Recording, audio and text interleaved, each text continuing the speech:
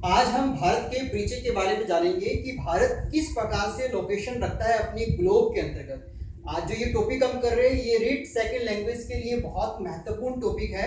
और चाहे हम पटवारी की बात करें, चाहे हम कांस्टेबल की बात करें, उन सभी का ये कंबाइंड आपके पास टॉपिक दिखाई दे रहा है। सबसे पहले आप देख रहे हैं बोर्ड के ऊपर एक राउंड जीरो देख रहे हैं, और हम जीरो लेवल से आज की क्लास भी क्या करेंगे, शुरू करेंगे।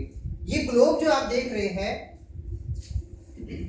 जीरो लेवल, ये भी पूरा ग्लोब है। इसको मैंने क्या किया है, एक लाइन यहाँ पर मैंने दी है, और इस लाइन के कारण है ना, इस ग्लोब के कितने पार्ट्स हो गए, दो पार्ट्स हो गए आपके पास। फर्स्ट ऑफ ऑल आप देख रहे हैं जो नॉर्थ वाला पार्ट है आपके पास, उसे हम बोलेंगे उत्तरी गोलार्ध, और दक्षिण वाले भाग को क्या बोलेंगे, दक्षिणी गोलार्ध। ये जो लाइन आपने देखी, ये जो पैरेलल रेखा आपने खींची है, इसको हम कहेंगे भूमध्य रेखा। कौन सी रेखा कहा जा रहा है, भूमध्य रेखा, जिसका मान हम देख सकते हैं 0 डिग्री। कितना डिग्री है, 0 डिग्री। इसी रेखा को विषुवत रेखा के नाम से भी जाना जाता है ना। अब हम बात करें, एक लाइन मैंने क्या की है, उत्तर से दक्षिण की ओर मैंने खींच दी है, उत्तर से दक्षिण की ओर।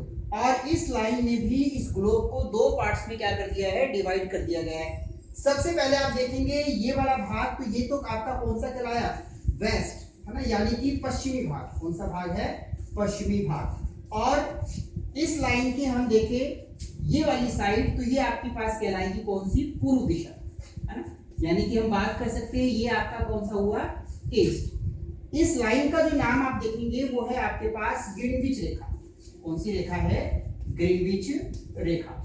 इसका जो मान आपके पास है, ये भी हम कितना रख रहे हैं, 0 डिग्री। ग्रीनविच रेखा का मान 0 डिग्री है, और इसने ग्लोब को दो पार्ट्स में क्या कर दिया है, डिवाइड कर दिया है, एक पश्चिम और दूसरा पूर्व। जबकि भूमध्य रेखा ने ग्लोब को दो पार्ट्स में डिवाइड किया था, एक नॉर्थ और दूसरा कौन सा था आपके पास, साउथ पार्ट। अब आपको ये देखना है कि जो भूमध्य रेखा है ना, भूमध्य रेखा जो उत्तरी गोलार्ध में है, उत्तरी गोलार्ध में आपके पास अक्षांश आते हैं। क्या आते हैं, अक्षांश। भूमध्य रेखा के समांतर खींची गई रेखाएं क्या कहलाती है, अक्षांश कहलाती है।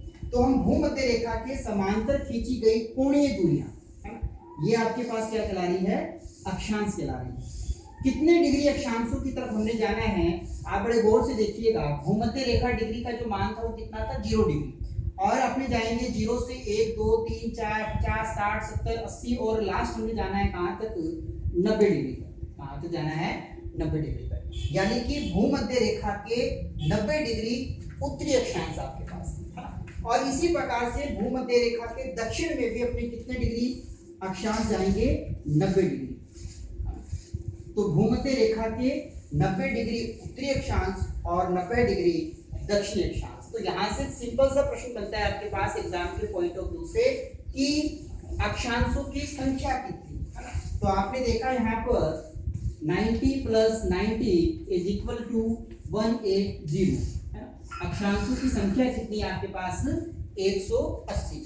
अब कई बार क्वेश्चन उठता है कि भाई 181 वाला क्या चक्कर है ना। तो यदि हम इन 180 में है ना भूमध्य रेखा को भी शामिल कर देते हैं, प्लस किसको शामिल कर दिया पूरे, भूमध्य रेखा, तो ये आपके पास हो जाएंगे 181 अक्षांश है ना। कुल अक्षांशों की संख्या 180, भूमध्य रेखा सहित कुल कितने अक्षांश, तो आपका आंसर होगा 181 डिग्री।